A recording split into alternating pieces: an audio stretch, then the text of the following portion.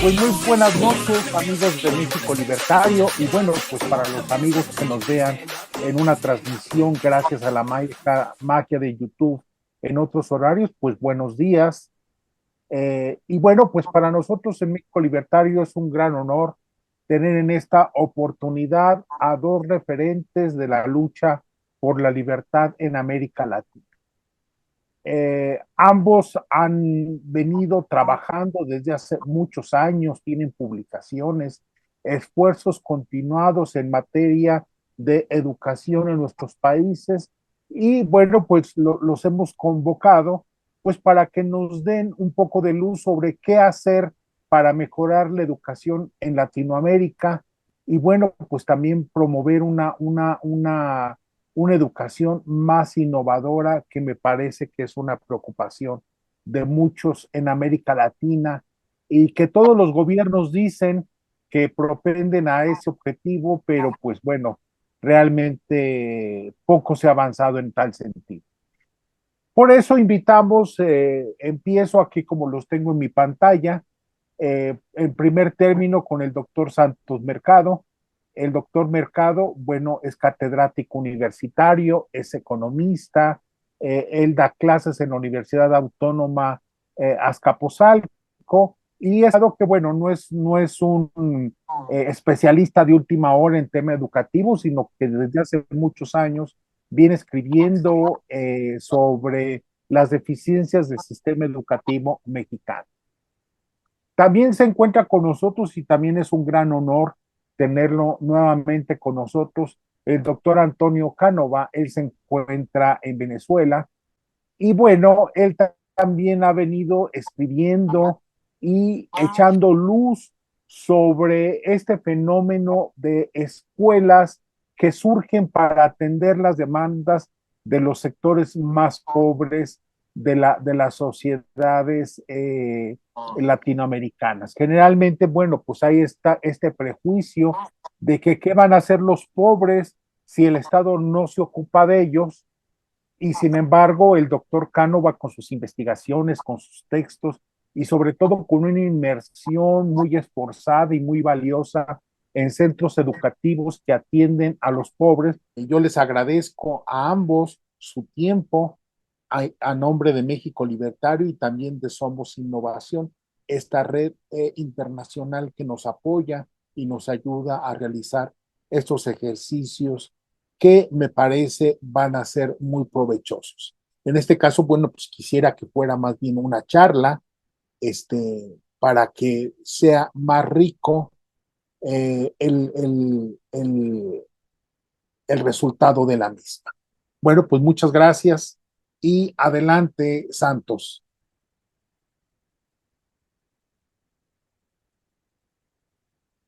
Bueno, pues muy buenas noches, queridos amigos de Latinoamérica, especialmente al doctor Antonio Cánova de Venezuela, a nuestro gran amigo Víctor Hugo Becerra, siempre tan activo, siempre creando programas y dando a conocer las ideas liberales para toda Latinoamérica, que estamos muy necesitados de adoptar buenas ideas, nuevas ideas para resolver nuestros problemas. Hoy nos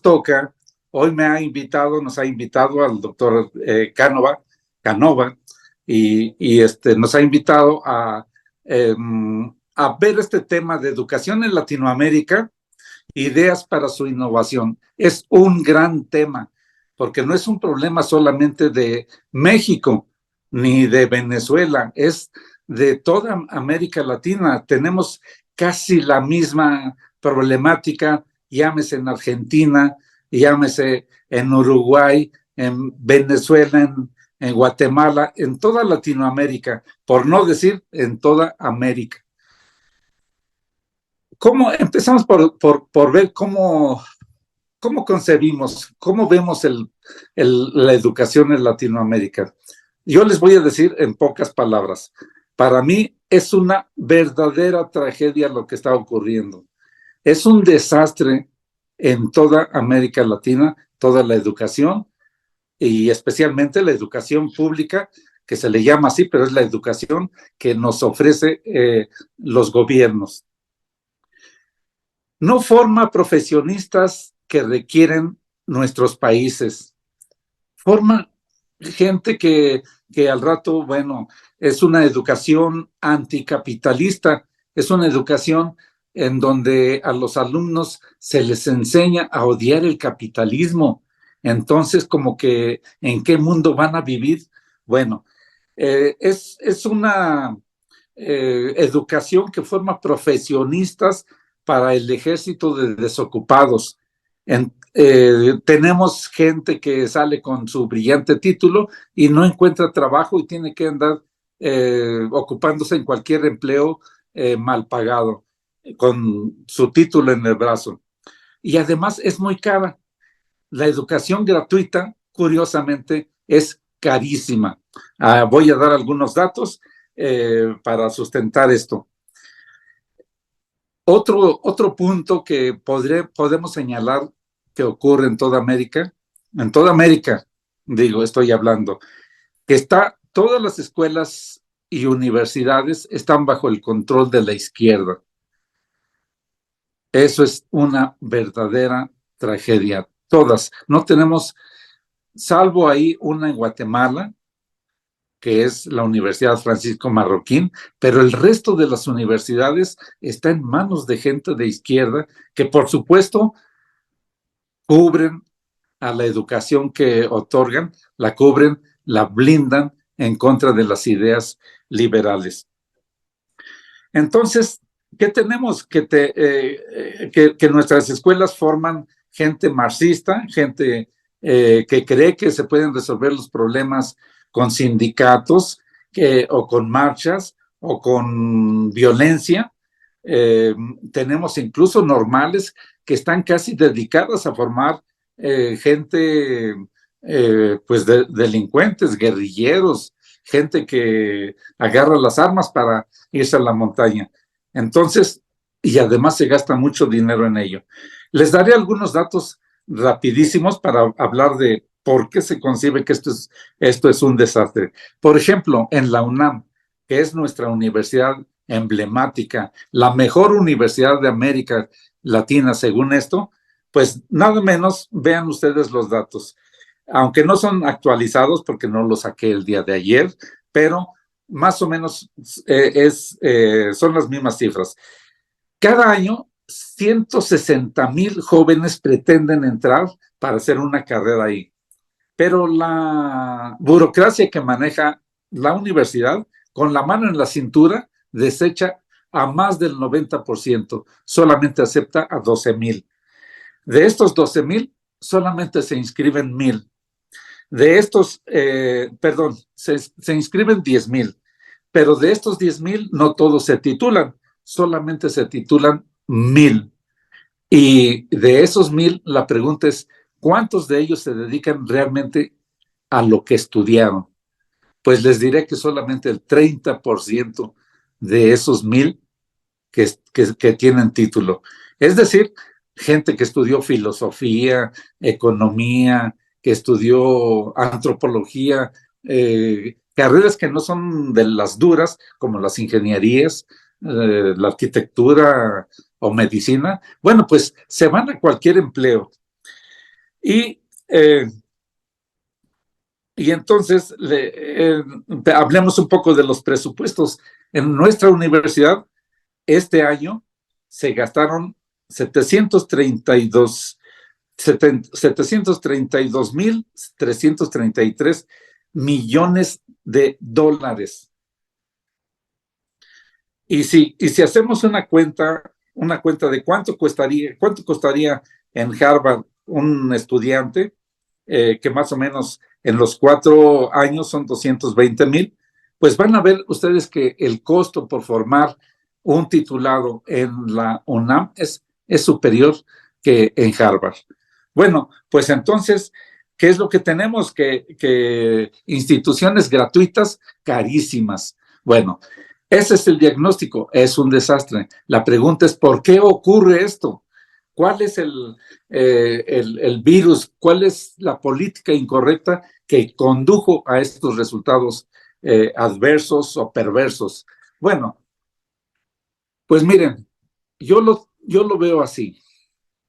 Ocurre esto porque el sistema que se aceptó, que el sistema que se impuso desde un principio fue un mal sistema. ¿En qué consiste ese mal sistema? Pues se crearon instituciones, se crearon universidades que vivían o viven de fondos públicos, viven de subsidios. Son universidades que no ocurre como en las empresas privadas, que por ejemplo ustedes saben, si una empresa privada no está funcionando bien, pues quiebra y el dueño pues se tendrá que dedicar a otra cosa o mejorar o algo así. No, nuestras universidades pueden seguir sobreviviendo 10, 20, 50, 100 años sin que pase nada porque siguen recibiendo recursos que se quitan del sector productivo, recursos que podrían servir para invertirse en más industrias, bueno, se destinan a instituciones burocráticas, instituciones que naturalmente no pueden responder bien a las necesidades de un país, porque además están dirigidas por burócratas, por políticos que están de paso en las universidades. Ellos no tienen ninguna liga de propiedad y ahí está el problema. Cuando no tienen una liga de propiedad, no les interesa realmente la institución, solamente les sirve como un escalón para llegar a otros puestos políticos, para llegar a gobernadores o para aspirar a la presidencia o diputados o senadores, pero no les interesan las instituciones. Entonces, eh, es un mal sistema el que se le esté alimentando así a una institución porque los resultados naturalmente van a ser adversos. Entonces, ¿qué es lo que se necesita? Componer ese sistema. Es decir, no subsidiar a ninguna escuela, a ninguna universidad. Fíjense bien, esto que ocurre en toda América Latina, los gobiernos, según esto, se preocupan para que la gente tenga educación gratuita y ellos se ocupan de los gastos. Bueno, pues los resultados son perversos. Ahora, hay algunas propuestas, ahora las vamos a platicar. Nuestro amigo Canova, perdón, pues le paso la palabra. Gracias, Santos. Bueno, pues siguiendo con la lógica ya marcada por Santos, yo quisiera que Canova, bueno, era su primer diagnóstico sobre la educación latinoamericana, doctor Canova. Mira, bueno, primero te lo agradezco muchísimo, Víctor Hugo, por la invitación. Siempre estoy muy pendiente de todo el trabajo que haces y de México Libertario. Y bueno, de nuevo te felicito y te animo a continuar. Luego de escuchar las palabras, el diagnóstico y las evidencias sobre la educación en Latinoamérica que acaba de hacer el profesor Santos Mercado, yo lo que voy a hacer es mostrarles lo que he venido encontrando, hallando las investigaciones que he hecho en Venezuela. Antes de eso, muy brevemente, voy a hacer como, a fijar como unas 4 premisas. Una es que, obviamente, un sistema educativo impuesto,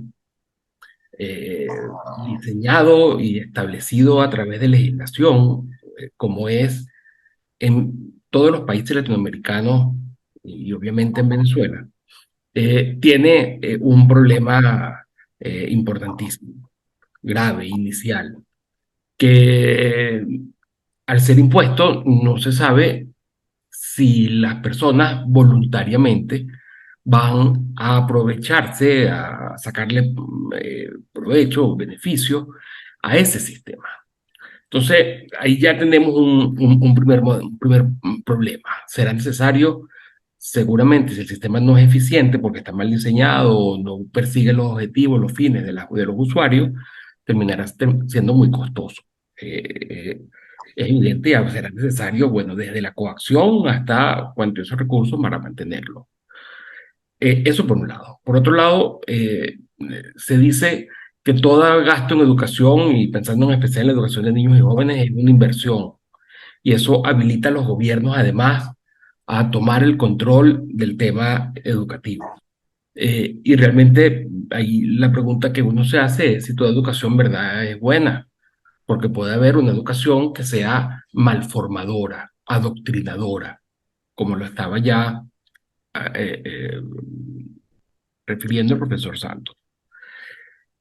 Tercer aspecto, en aquellos lugares en los que la democracia falle, un sistema estatal terminaría avalando que los malos políticos que se hacen del poder, bueno, en parte por la política, pero también por la fuerza, y las mañas y las traiciones, es decir, los peores, terminen dominando al Estado y por lo tanto también a la educación, y de allí la tendencia a utilizarla para su beneficio es ponerle en la cabeza de los niños a estos políticos. A mí a veces me genera un poco vamos a decir, pavor. A veces aquí en Venezuela están enjuiciando a los altos directores, jerarcas del gobierno por crímenes de lesa humanidad, y hay personas, fundaciones, asociaciones, organizaciones de la sociedad civil que le piden que eduque bien a los niños. Pero si es un criminal, si está siendo enjuiciado por esta sistema, ¿cómo vas a pedirle que haga buen uso de los fondos de educación para los niños? Y la cuarta premisa que quiero poner, que quiero plantear, es que la educación puede servir para unas cosas o para otros, para fines distintos. Puede servir a fortalecer, favorecer las capacidades, el desarrollo de las personas, o puede ser todo lo contrario, puede ser más bien un instrumento de engaño, de confusión e incluso que vaya a generar el quiebre en la autoestima de la persona. Eh, si se puede lograr con la educación esos dos fines, bueno, podría haber una educación que se base en el individuo y otra que se base más bien en la masa. Fíjense que el problema de eso es que al día de hoy lo que se entiende como derecho humano y como derecho humano social, que viene a ser de alguna forma una contradicción, entre la educación y lo que supone e impone el sistema interamericano de derechos humanos es que ha de ser prestada especialmente por el Estado. Entonces, con todas estas, después del diagnóstico que hace Santos y con todas estas ideas, ya queda abierta la duda de si realmente es una buena decisión darle a los políticos, a los gobiernos, al Estado, la responsabilidad principal en materia de la educación, tanto de los niños, de los jóvenes, e incluso ya universitaria, profesional. Y todo pareciera indicar que no hay motivos para correr tanto riesgo o para entrar en estas contradicciones, dejando la educación, algo tan importante, en manos de los políticos, de los gobiernos. Acá en Venezuela, un país empobrecido por las políticas estatistas, socialistas, comunistas, eh, la educación ha sido utilizada por el gobierno de Chávez y ahora de Maduro, incluso desde mucho antes de que llegaran Chávez a la presidencia en 1998. Tenía un fin marcadamente en el adoctrinamiento, en forjar personas dóciles, respetuosas de la autoridad, no críticas, eh, pareciera más un ejercicio para fortalecer el autocontrol, porque es encerrar a niños en salones, en aulas, a darle charlas con un libro de texto que tienen que aprender, repetir, y se ha utilizado abiertamente con fines políticos e ideológicos y partidistas. Y eso, de eso no hay ninguna duda en la Venezuela de hoy. Y entonces, refiero esto y le cedo la palabra al profesor Santos. Lo que hemos visto es que las familias venezolanas, a pesar de estar en situación, bueno, primero de un sistema de hostilidad desde el punto de vista del ejercicio de la violencia arbitraria, las escuelas públicas son centros de control social importantísimos en las diferentes ciudades del país. El gobierno tiene allí como directores de las instituciones educativas, de primaria, de niños, de jóvenes, son personas totalmente eh, que apoyan al gobierno, son personas que decididamente son partícipes del gobierno. O sea, eh, las familias están, a pesar de eso, están buscando soluciones, están buscando educación y proveyendo a sus hijos una educación alternativa.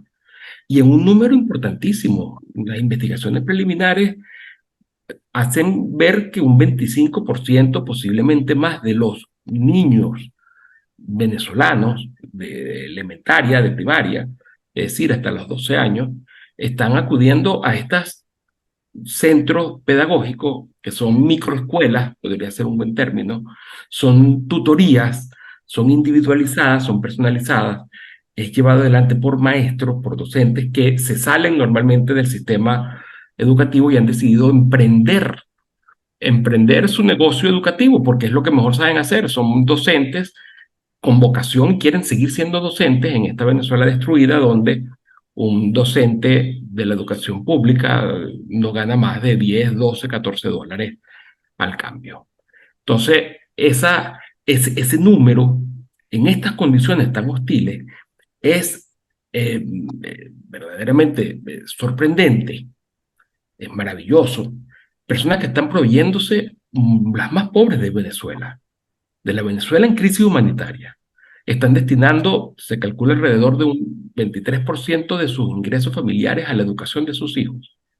Y están llevando en este porcentaje, 1 de cada 4 niños venezolanos se está educando al margen del sistema estatal de educación, de manera libre. Y yo que he hecho las investigaciones, te digo, Víctor Hugo, donde hay más innovación es entre esos diferentes centros, entre esas microescuelas que están compitiendo entre ellas y que están buscando la manera de servir mejor a los alumnos y a las familias para ganarse, bueno, justamente su apoyo y la decisión de que acudan a ellas y no a las otras con las cuales compite. Es decir, esta es una competencia perfectamente sana y que viene a beneficiar es a los niños que terminan siendo educados, formados muchísimo mejor que lo que hace la costosísima educación pública acá en Venezuela. Tomo la palabra.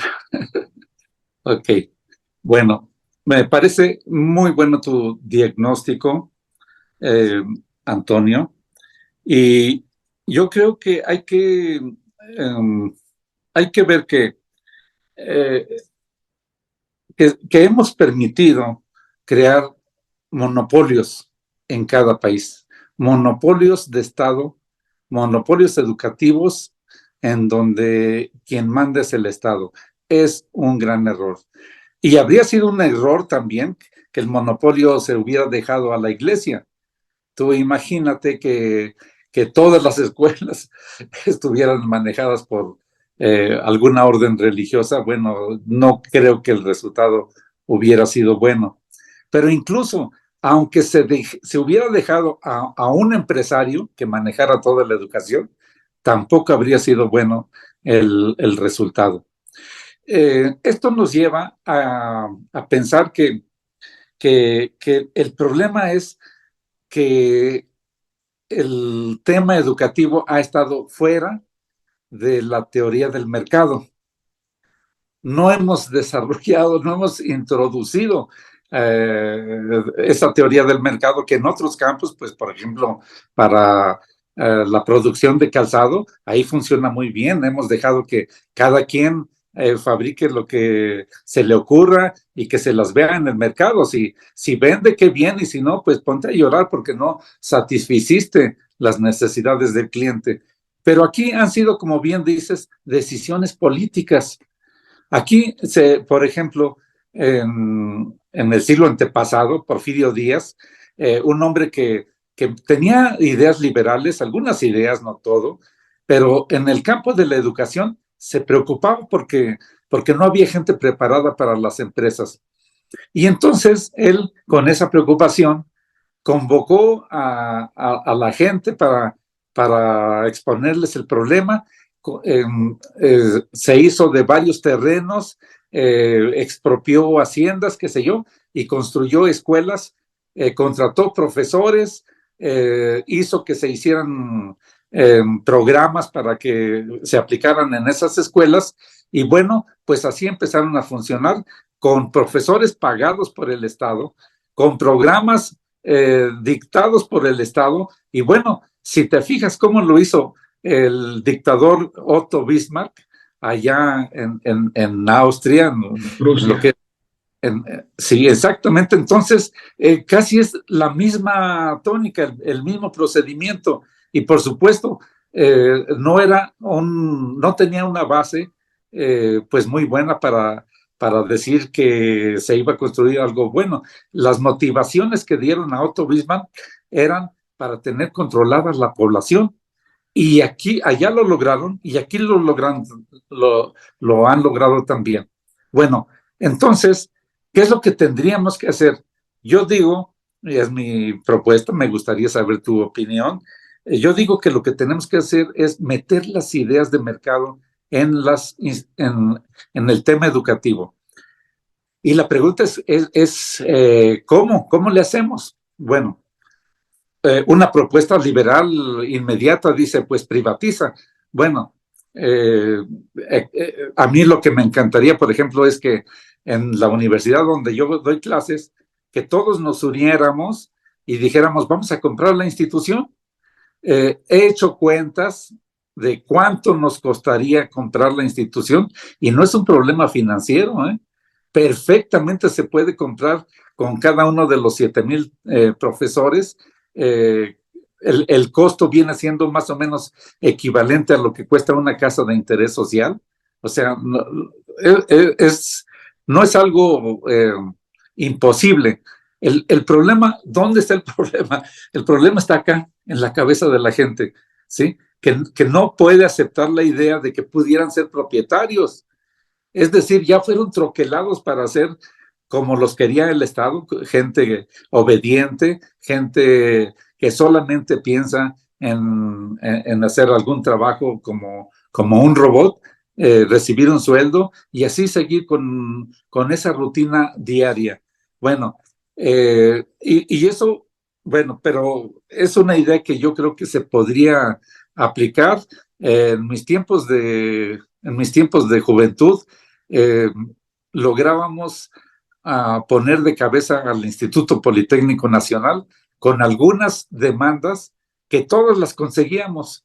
Precisamente por eso, en ese entonces, por eso me hice comunista, porque yo dije, pues si con la unión y la fuerza de las masas podemos hacer cambios.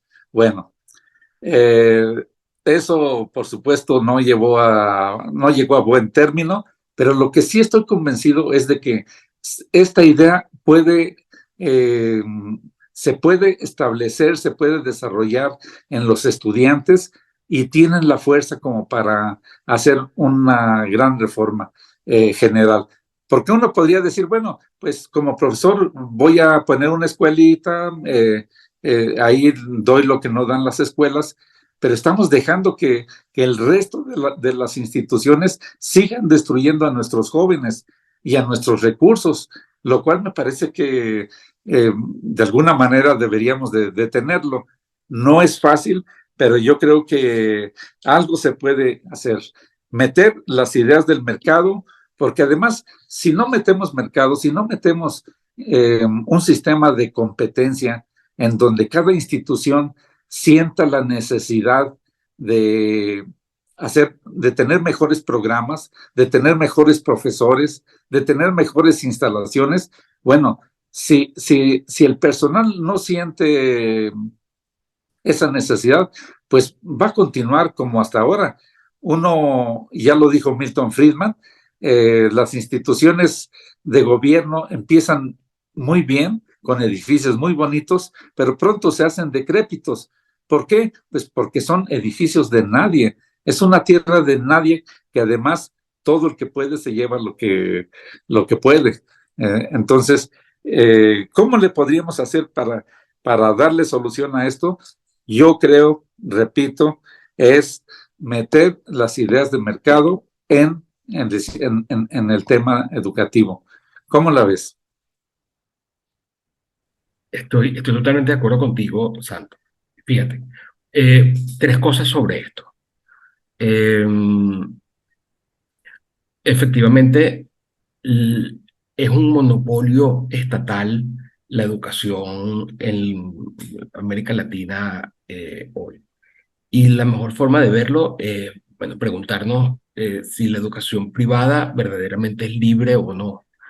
Y pareciera que es privada, cierto, pero no es libre, porque los requisitos Así para iniciar, para ser autorizado, para obtener un permiso, dependiendo de los sistemas legales de cada país, para poder operar como institución educativa y que sus títulos sean válidos, las certificaciones sean aceptadas por luego el Estado, para universidades, incluso obviamente los empleadores, eh, son altísimos, son prácticamente imposibles. Y además el nivel de fiscalización de aquellas escuelas, colegios, academias privadas que sean autorizados. La fiscalización sobre lo que hacen y lo que enseñan y cómo lo enseñan y cómo cumplen con las obligaciones que le establece el Estado son totales. Con lo que no son verdaderamente propietarios, ni se puede hablar de que sea privada o por lo menos no se puede hablar de que sea una educación libre, sino que está controlada por el Estado. Eso, el término sería, no son más que concesionarios, tienen una concesión estatal que es el responsable de decidir sobre la educación.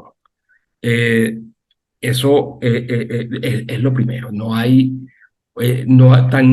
mercado en la educación, Santos, y mira que me salió un juego de palabras interesante con tu apellido.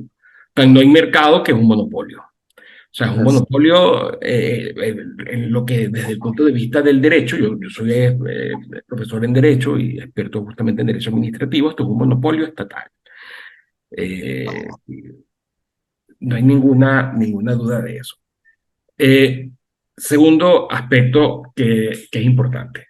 Al haber un monopolio, no solamente no hay competencia y no se crean los incentivos para la innovación, que es de lo que estamos hablando y que es obvio. No puede haber innovación si no hay libertad y si no hay competencia, porque la innovación sale de un proceso evolutivo, de ensayo y error, y para eso, bueno, tiene que haber mucha gente ensayando. Si nadie puede ensayar, entonces, bueno, es difícil que haya innovación. Y eso es en el plano educativo, pero realmente se aplica a todos. Y el mercado de zapatos es el mejor ejemplo de innovación. O sea, todos los años salen nuevos materiales que hacen que los zapatos sean más resistentes y más ligeros. Para más gente y de todos los colores y diseños.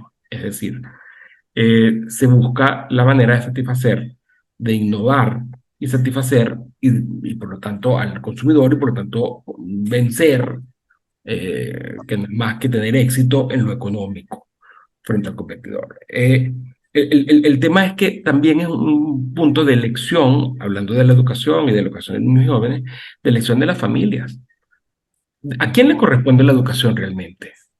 ¿A quién debería corresponder la educación realmente? Yo pienso, eh, siendo padre además, que la familia, las mamás, los papás, las madres, los padres, son los mejor posicionados porque viven, conviven, conocen, tratan con los hijos para decidir el tipo de educación que ellos crean que es la mejor para sus hijos. Y no que sea obligatorio llevarlos a una educación que ha decidido y que es la única válida y que por lo tanto es certificada el Estado.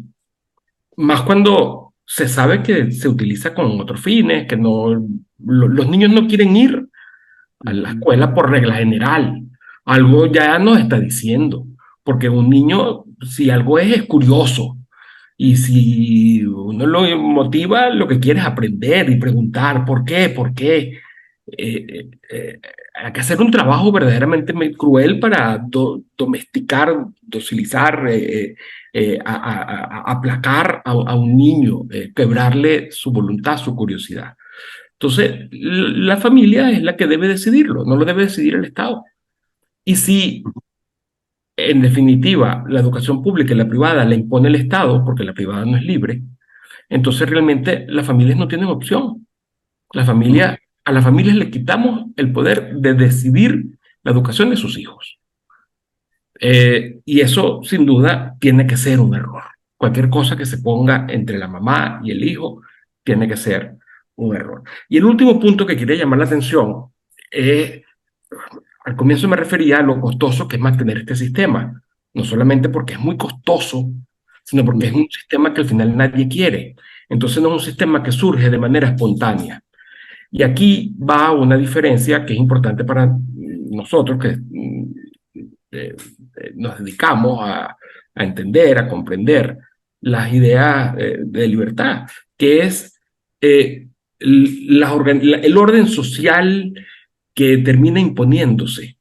Al final siempre va a ser el que vaya generando y satisfaciendo siendo resultado de los incentivos de las personas.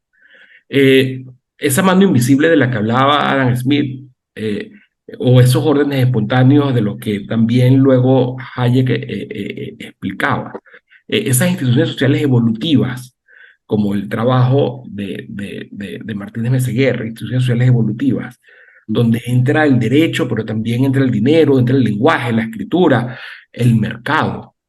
Eh, eh, Son espontáneos y ocurren incluso en lugares hostiles. En lugares ocurre ese mercado que llaman negro porque es contrario al oficial cuando hay un control de precio, por ejemplo, de bienes, productos, cualquiera.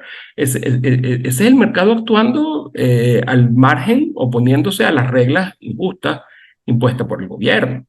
Con lo que nosotros podríamos ver, y aquí es donde a mí me ha llamado más la atención este hallazgo de esa aparición en Venezuela tan hostil, eh, de estas microescuelas libres, de donde dan educación alternativa y libre a los niños, es porque es en toda Venezuela, no es solo en unas ciudades, es en todas partes. Es un número enorme de niños y de docentes que están dedicados a esta actividad. Y cuando uno habla con los docentes, y esto a ti no te va a sorprender, Santos, pero porque dicen que una de las motivaciones principales han sido que sus propios eh, vecinos, las familias vecinas les han dicho: maestra, profe, ayúdeme con mis hijos, enséñeles clases, cree usted su escuela, su casa de tarea dirigida, su centro pedagógico. Y son las mismas familias las que piden a las maestras y a los profesores que inicien estos centros, estas inversiones, estos emprendimientos educativos. Entonces, allí ese orden espontáneo, bueno, hace que sea en condiciones más favorables, simplemente con que se elimine la obligatoriedad de la educación pública ya va a ser suficiente. Ni te digo si además se da un cheque escolar o un voucher, etcétera, para ayudar a los niños de menores recursos. Pero está allí y es inevitable y es un indicador de la fuerza del mercado. de cómo las personas buscan soluciones cuando, por más que el Estado se proponga acabar e imponer un modelo que a las personas, y en este caso tan importante de la educación de los hijos, que a las personas no le sirva, no les interese, no les funcione. Entonces, aquí tenemos una figura, un hallazgo de esa actuación que pareciera bastante normal y que yo creo, Santos, que está en toda Latinoamérica, Así esta es. educación alternativa informal. Mira, hay un aspecto que me gustaría añadir a esto. Eh, Nosotros como liberales, pues claro, tenemos una idea, tenemos ideas y son las mejores. De eso no me queda la menor duda, ¿sí? Sin embargo, en todos los países latinoamericanos estamos en debilidad, ¿sí? Formamos uno que otro grupito, algún think tank con 4 o 5 personas y pues poco avanzamos. Yo lanzo esta conjetura. Mientras el gobierno tenga el monopolio de la educación, los liberales estamos en total debilidad, ¿sí? Para la izquierda, mientras siga teniendo el control, tiene casi garantizado el poder, ¿sí? Entonces, eso me llevó a pensar en cómo romper ese monopolio, cómo romperlo. Claro, como decíamos hace un momento, si Antonio Canovas fuera el dictador de, Venezuela, estoy seguro que diría inmediatamente, mi política es que se privaticen todas las universidades. Bueno, pero eso es difícil. Entonces, hay un tema que podría ayudar mucho. Eh, yo lo descubrí en el 92, pero después Milton Friedman dijo que dijo lo mismo en el 55. Entonces, pues bueno, pero es esto. He planteado el asunto de que los subsidios, que la educación puede seguir siendo gratuita. No es cosa buena que sea gratuita, ¿sí? Pero puede seguir siendo. Pero hay dos formas de sustentar un sistema de educación gratuita. Uno dándole recurso a las escuelas y el otro al estudiante. Y cuando la gente escucha que podría recibir el cheque de manos del gobierno, ni modos, en donde él elija si se va a la UNAM, al Politécnico o a la otra universidad, que él tenga esa capacidad de decisión, que es además una capacidad de decisión con el cheque en la mano, porque él sería el que lleve el recurso a la institución. Fíjate, no estás privatizando nada, simplemente estás cambiando el sistema de financiamiento a las escuelas. ¿Qué es lo que pasa? Cuando le expones, y yo lo he hecho infinidad de veces, dando conferencias o artículos, y nadie me dice que no le gusta el sistema, nadie me dice que es mejor que el dinero lo reciban los burócratas, nadie me lo dice. O sea, como que esta idea de que los subsidios se dirijan mejor a la demanda en lugar de que sea a la oferta, es una idea que pega. Bueno, entonces creo que es algo en lo que podríamos trabajar. Y mira, desde el momento en que el gobierno diga, pues ya los recursos, de modos, de hecho aquí lo empezó a hacer López Obrador, nada más que como es un bruto, pues no lo llevó a cabo como debía ser. Por ejemplo, les dio el dinero en efectivo. Eso no se hace, porque entonces la familia lo gasta en sus necesidades. Bueno, pero si le dices, este es un cheque para tu hijo que nada más lo puede recibir una institución académica, una escuela o una universidad. Y por otro lado, cuando la escuela sabe que solamente puede vivir de esos cheques, de ese dinero que le lleva el estudiante, el comportamiento se hace totalmente diferente. Cambia radicalmente. Entonces le van a tener cuidado al niño, van a tratar de que los padres estén contentos con la educación que se les está dando, porque además tienen el riesgo, y ahí está la clave, es la variable riesgo. ¿Cuál es ese riesgo? Pues de que si mi escuela no responde a las necesidades de los clientes, que ahora se están transformando en clientes, ese cliente se va a otra escuela y se lleva su cheque. Es decir, ya no nos va a seguir pagando. Y si no nos paga, nos deja sin comer. Así que nos te ponemos las pilas, señores, o nos quedamos todos sin comer. Entonces, yo creo que es una forma, es uno de los puntos débiles y fuertes de parte nuestra, el que pudiéramos impulsar ese sistema. Yo digo, pues mira, yo ya estoy viejo, con que pudiera yo establecer ese sistema, sea en México y si fuera en toda América Latina, bueno, tú ya ves que ya lo está manejando Milei, entonces ojalá, con eso me moriría yo a gusto. Y por otro lado, ahora déjame decirte, ok, cambias el sistema de financiar mejor a la demanda para que el niño lleve el cheque a la escuela. Ahora, no estás privatizando nada, repito, ¿sí? Las escuelas siguen siendo del gobierno, los profesores, mira, los profesores van a ganar más, yo he hecho cuentas. ¿Por qué? Porque no se desperdicia el dinero así. Es decir, si antes cuando llegaba el dinero al director, nada más el director o los amigos tenían potestad, tenían control sobre ese dinero, ahora lo tienen todos los profesores porque cada uno de ellos dice, si se desperdicia el dinero en algo que no sirve, pues eso va a afectar a mi salario. Entonces empiezan a usar mejor esos recursos. Ahora, claro, es la primera medida introducir el bono educativo. Ahora, ¿cuál es la segunda medida? Crear bancos, sistemas de financiamiento. ¿Por qué? Porque si un universitario recibe su cheque, va y lo paga, pero no tiene recursos propios, pues el riesgo de fracasar es muy alto. ¿Sí? Por eso es que nada más se titula el 10 o el 15% de los jóvenes que entran a una universidad. ¿Qué tendríamos que hacer ahí? Crear bancos, al menos un banco que pueda dar financiamiento a cualquier estudiante que desee hacer una carrera, que desee formarse como ingeniero, médico, lo que quiera, en el país o en el extranjero.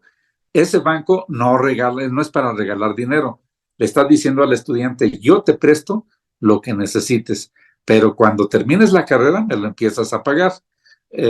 Por supuesto, con todos los intereses, porque ese dinero tiene que aumentar para darle capacidad a más personas. Con eso resolvemos un gran problema. El que nadie pueda decir, que no haya ningún joven de ningún rincón del país que pueda decir, yo no puedo estudiar por falta de dinero. No tengo dinero, no puedo estudiar. No, no, jovencito, aquí está el dinero. Si tú confías en ti y eres serio para tu carrera, pues ahí está el dinero. Estudia en donde tú quieras, en México o en el extranjero. Y no solamente es para que si te quieres ir al extranjero, el banco te puede prestar para que pagues la colegiatura y para que vivas, compras tus libros, tu computadora, tus viajes, lo que necesites, todo lo que necesites. Y ese estudiante a la vez, ya que se está endeudando, se vuelve un estudiante pues más responsable, porque sabe que el dinero lo tiene que usar adecuadamente, porque de otra manera se está endeudando. Y bueno, eso ya será su responsabilidad. Esa sería la segunda reforma. La tercera reforma viene en convencer a los profesores para que realmente se hagan propietarios de sus instituciones, ¿sí?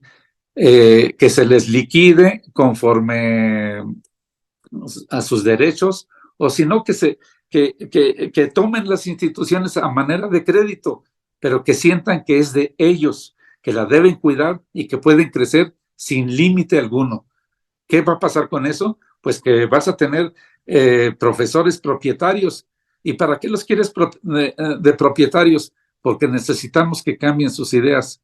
No puede seguir siendo un profesor el burócrata que va y da un plan de estudios, todos los puntos de la currícula y se va a su casita. No, ahora tiene que ser un profesor que tenga la preocupación de formar a sus alumnos para que sean exitosos en la vida, para que sean gente productiva, empresarios que sueñen con ser grandes, con poner empresas, con importar, con exportar, con poner bancos. Fíjate, no hay ninguna, en México no hay ninguna universidad que enseñe a los alumnos a hacer un banco en serio, ninguna. Eso se le ha dejado solamente al Estado o a los amigos del Estado. Eso no puede seguir siendo así. Entonces, si establecemos este sistema de bonos, que además hay que decirlo, los bonos en algún momento hay que quitarlos. ¿Por qué? Porque los bonos son recursos que vienen del Estado, y los recursos que vienen del Estado son impuestos. Te contaré algo. Tú y yo seguramente compartimos la idea de que los impuestos son robo, ¿sí? Y entonces, pues nosotros como profesores tenemos nuestros sueldos de parte del Estado. Es decir, nosotros vivimos del robo y los estudiantes estudian en base al robo. Es decir, es un sistema delincuencial. ¿Cómo va a funcionar bien? Bueno, pero aquí la idea es que cómo irle componiendo de tal manera que la educación, como idea general, idea básica, es que la educación no debe estar en manos de ningún gobierno, aun cuando fuera liberal.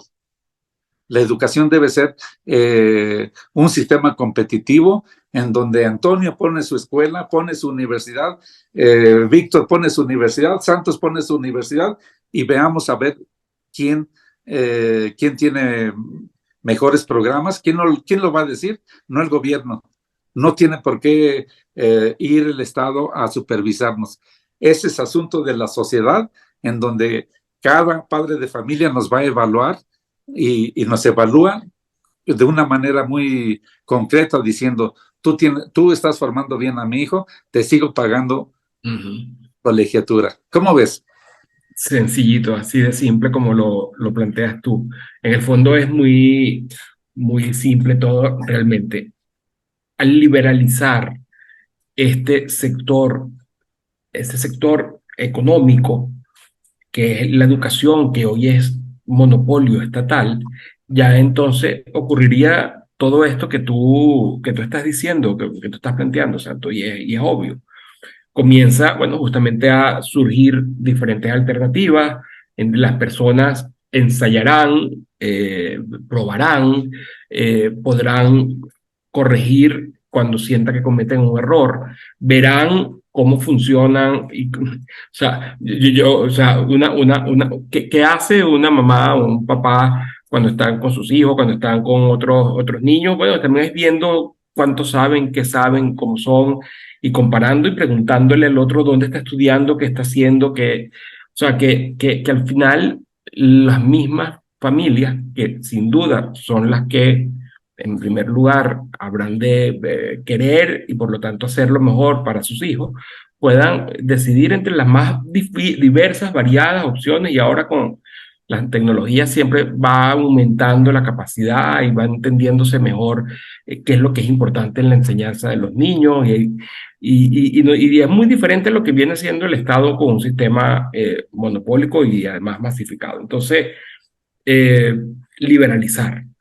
Si no se liberaliza, no se puede avanzar mucho, porque, Sí. bueno, estaremos dentro de un monopolio.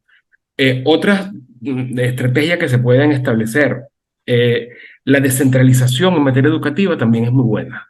Digo, la descentralización política, eh, de que no sea entonces el que vele de alguna forma por la educación el Estado nacional, la República, el federal, sino que sea al nivel más bajo de decisión, porque también ahí es una forma indirecta, pero también de generar competencia. Eh, Otro punto, viendo estas soluciones de abajo hacia arriba, porque son alternativas que surgen de abajo hacia arriba. Bueno, justamente, por ejemplo, en caso de un Estado federal, se puede ver la competencia entre diferentes eh, eh, eh, regiones, provincias, comunidades, en sus políticas educativas y qué es lo que prefieren las familias. Y eventualmente se ve, en los Estados Unidos está ocurriendo ahora con todo el tema de la libertad de elección, con un impacto político enorme incluso, es uno de los aspectos que está diferenciando de manera importante tanto a los demócratas como a los republicanos. Los republicanos son más proclives a apoyar el education choice, el school choice, es decir, mecanismos donde haya libertad y las familias, bueno, están reaccionando también a esa situación. Eh, Al extremo, y ya con esto cierro, que yo lo que veo es que se está formando eh, un movimiento en Estados Unidos, pero que yo también lo estoy viendo y de alguna forma animando con estas investigaciones en Venezuela, pero que tiene sus voces en toda Latinoamérica e incluso en España, que ese movimiento hacia la libertad educativa, en especial en materia en niños, en jóvenes, de la educación básica, donde las fallas del Estado se ven y se sufren de inmediato, con lo que ese movimiento liderado además por mujeres, por madres que están diciendo, hey, no te voy a dar a mi hijo, lo voy a educar yo como creo que es lo mejor.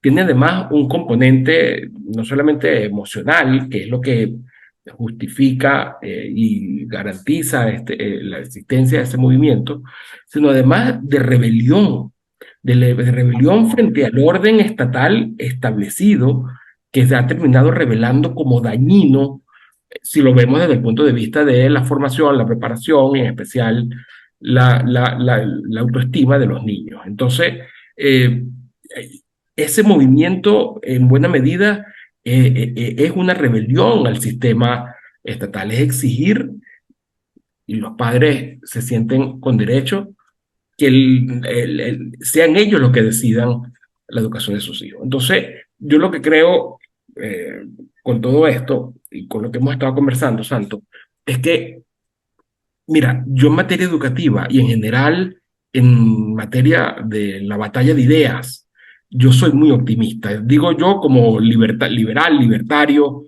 como defensor de las ideas, porque estoy convencido de que funcionan para todos y en especial para los más pobres, de las ideas de libertad. Yo soy optimista. Yo creo que en buena medida, por acá, por este movimiento que es una rebelión, se va a lograr justamente lo que tú dices, que el Estado va a perder el control de la cabeza y por lo tanto la visión de los niños. Y cuando pierda eso, las ideas liberales van a caer, van a encajar, van a comenzar a ser aceptadas de una manera simple, sencilla, porque son naturales. Tan naturales son que incluso en los lugares más hostiles se ven esos brotes espontáneos de mercado en todos los temas, en todas las materias, incluyendo la educativa. Así que soy optimista y creo que estamos a las puertas de una verdadera transformación, una revolución silenciosa a partir de la educación. Por cierto, en Venezuela la propuesta de María Corina Machado, que es la candidata de la oposición, aunque bueno, una dictadura, todos sabemos, ha sido la de liberalizar la educación. Liberarla totalmente y permitiendo emprendimientos y en todo caso apoyando con voucher, cheques, vales, bonos educativos a las familias necesitadas. Esa es la propuesta que está sobre la mesa, no solamente en Argentina, y que me hace ser, como les decía, optimista. Hablando desde Caracas, un optimista. Muy bien. Oye, pues mira, me encanta lo que nos dices, pero hay que tener en cuenta esto. eh, que cuando no se entiende bien nuestra propuesta, dicen, vamos a darle becas a los estudiantes, les vamos a dar dinero para que puedan seguir haciendo sus carreras, pero no rompen con el sistema de subsidio a las escuelas. No, la clave está en romper el subsidio, ¿sí? En hacer que ninguna escuela reciba ni un centavo directamente de parte del gobierno, todo que se canalice vía demanda. Ahora, creo que esto hay que atacarlo por varios frentes. Por un lado, hay que promover el sistema de financiamiento a la demanda, o sea, los vouchers, los bonos educativos, por un lado. Por otro lado, lo que tú ya planteas, el homeschooling, que cada quien tenga el derecho de educar a sus hijos como considere que es mejor. Así se hacía hace 200 años y de ahí salieron gentes maravillosas.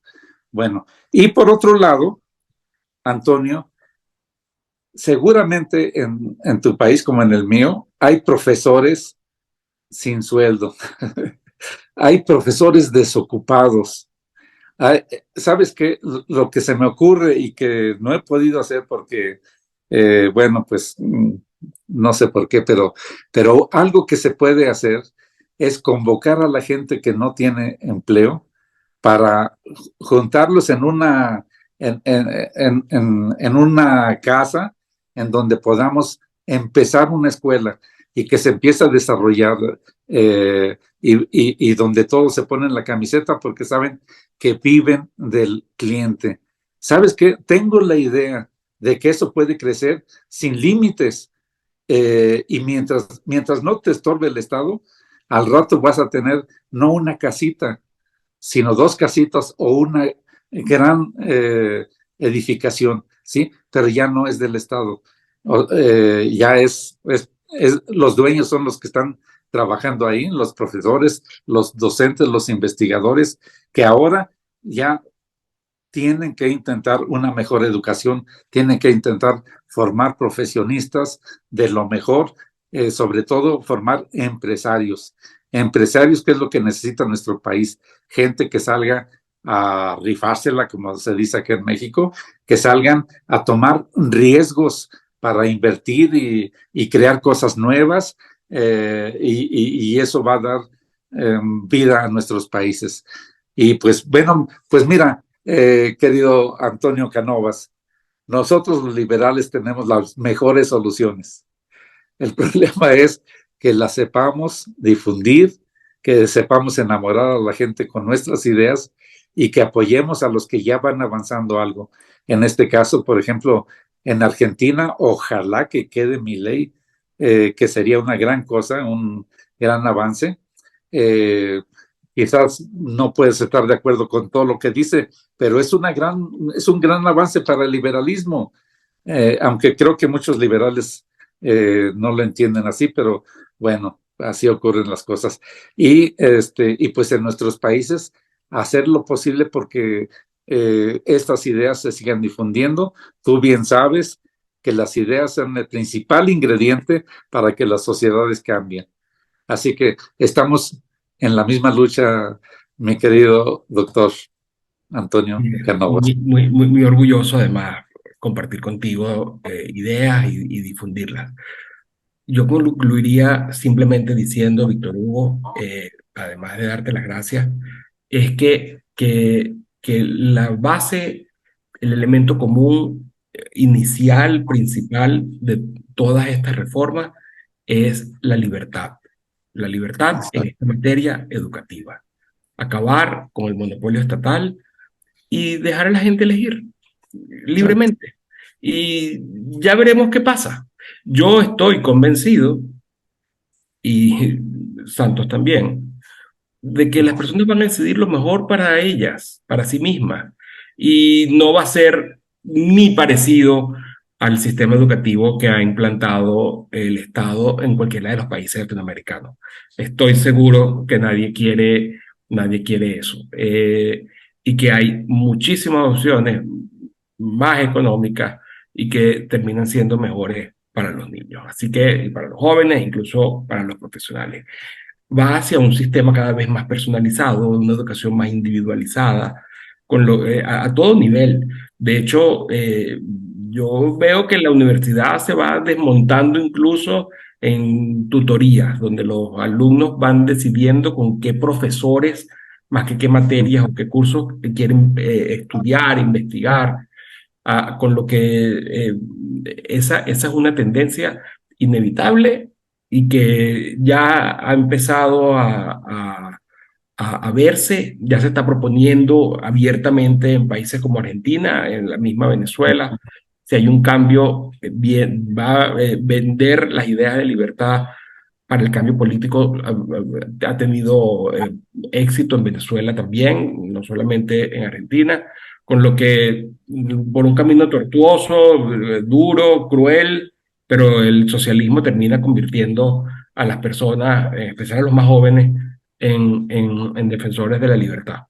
Así que termino es con esta idea de que la tendencia va hacia allá, hacia sistemas cada vez más libres.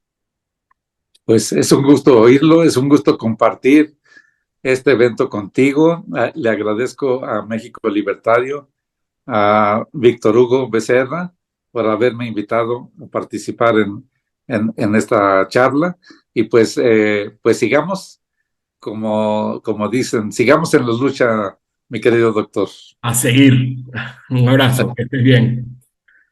Igualmente. Bueno, pues yo les agradezco mucho. Realmente, bueno, pues acabamos de ver una charla de muy buen nivel, en donde hubo propuestas concretas y ojalá también una esperanza a futuro. Ojalá logren imponerse muchas de estas ideas en este movimiento que señalaba Antonio Cánova de libertad educativa, que me parece que, bueno, al ver el enorme fracaso del Estado manejando la educación, pues bueno, quedarnos bajo las mismas recetas y la misma guía es precisamente condenar a millones y millones de latinoamericanos a, a vidas truncadas y a vidas que no puedan desarrollar todo su potencial.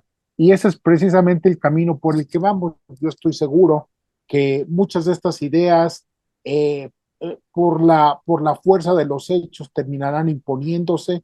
Ya lo estamos viendo en el caso de Venezuela, con este surgimiento de escuelas precisamente que responden a la demanda, opciones de mercado que escapan al control estatal.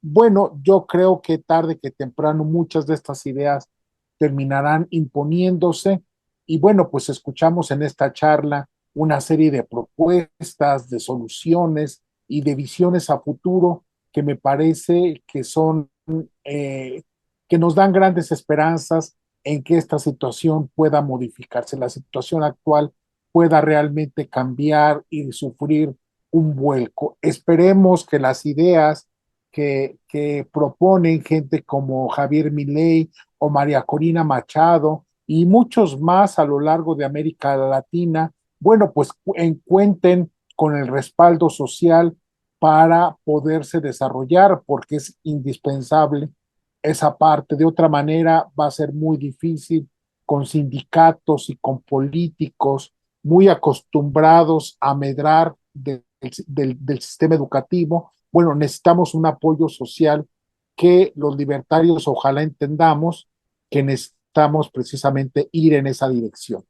Pues yo le agradezco mucho al doctor Antonio Cánova, al doctor Santos Mercado, a nombre de México Libertario y a nombre de Somos Innovación. Bueno, pues su presencia, sus palabras que surgen, insisto, como lo dije al principio, pues no de visiones de corto plazo, sino de un trabajo continuado que ambos han venido haciendo, tanto en México como en Venezuela y en países cercanos para analizar y proponer soluciones que saquen a la educación latinoamericana de su marasmo y de el barranco que se encuentra frente a millones de jóvenes latinoamericanos.